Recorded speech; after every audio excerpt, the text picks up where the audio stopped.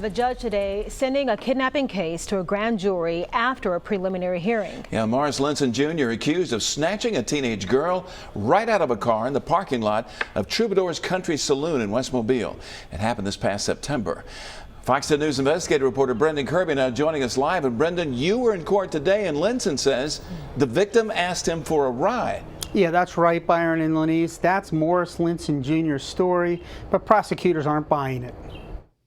Testimony at today's preliminary hearing indicated that Raina Tapia had been drinking heavily on September 17th.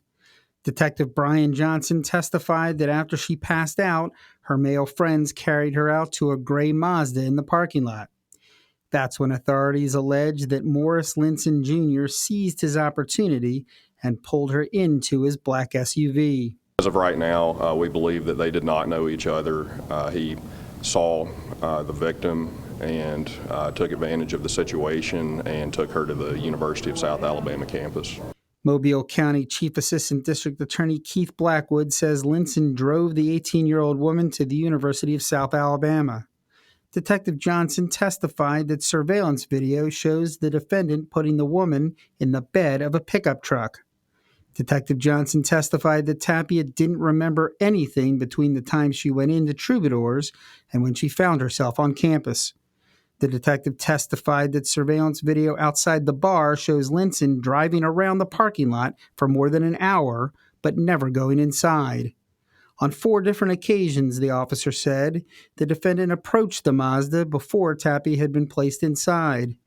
Johnson says once, Linson reached inside and appeared to take something. After officers tracked Linson down to his home in Pensacola, he admitted that he was at the bar.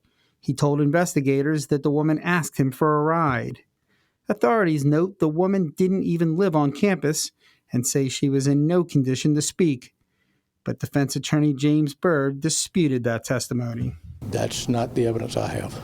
I have evidence that she was coherent and conversing and was not unconscious or completely out of it as they've made her appear to be. Linson is charged with second-degree kidnapping and breaking and entering a vehicle. Prosecutors say that the investigation continues and that if additional evidence turns up, they can go to a grand jury and ask for an indictment on additional charges. Reporting live, Brendan Kirby, Fox 10 News.